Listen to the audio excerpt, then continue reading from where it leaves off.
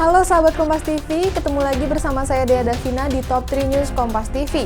Saatnya kita update 3 berita terpopuler yang terjadi di hari Kamis 27 Mei 2021.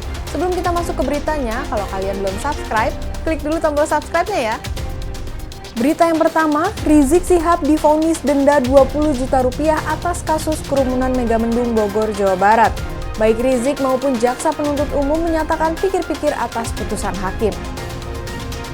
Vonis itu lebih ringan dari tuntutan jaksa yang meminta hakim memvonis Rizik 10 bulan penjara dan denda 50 juta rupiah. Dalam kasus kerumunan Megamendung, Rizik dinilai tidak mendukung program pemerintah dalam menangani pandemi COVID-19. Hakim memberikan waktu 1 pekan bagi Rizik dan jaksa untuk mengambil keputusan atas vonis ini. Mengadili, menyatakan terdakwa Muhammad Rizik bin Said Hussein Syihab alias Habib Muhammad Rizik Syihab telah terbukti secara sah dan meyakinkan bersalah melakukan tindak pidana tidak mematuhi penyelenggaraan kekarantinaan kesehatan. 2. Menjatuhkan pidana terhadap terdakwa tersebut dengan pidana denda sejumlah 20 juta rupiah dengan ketentuan apabila denda tidak dibayar maka diganti dengan pidana kurungan selama 5 bulan. Terhadap terdakwa itu bagaimana sikapnya terhadap putusan ini? Pikir-pikir ya, penuntut umum. Pikir-pikir, waktunya 1 minggu akan itu.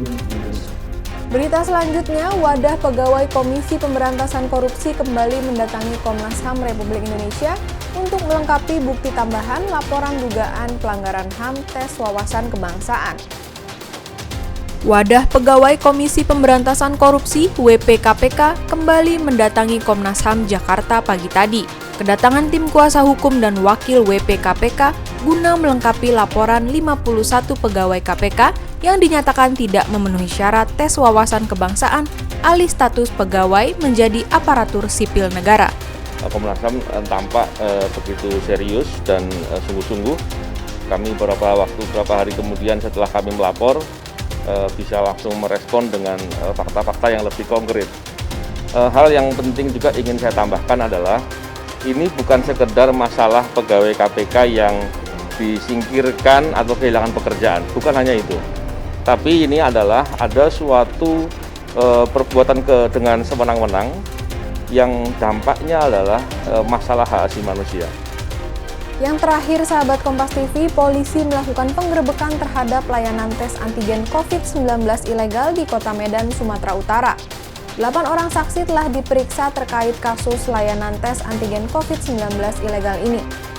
Penggerebekan terhadap layanan tes COVID-19 antigen ilegal secara drive-thru di kawasan Lapangan Merdeka Kota Medan dilakukan pada Rabu malam.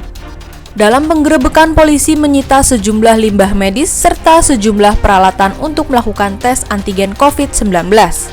Saat ini polisi tengah mendalami keterangan dari 8 orang saksi yang merupakan perawat dan pekerja dari sebuah klinik yang menyediakan layanan tes antigen secara drive-thru di seputaran Lapangan Merdeka, Kota Medan, Sumatera Utara.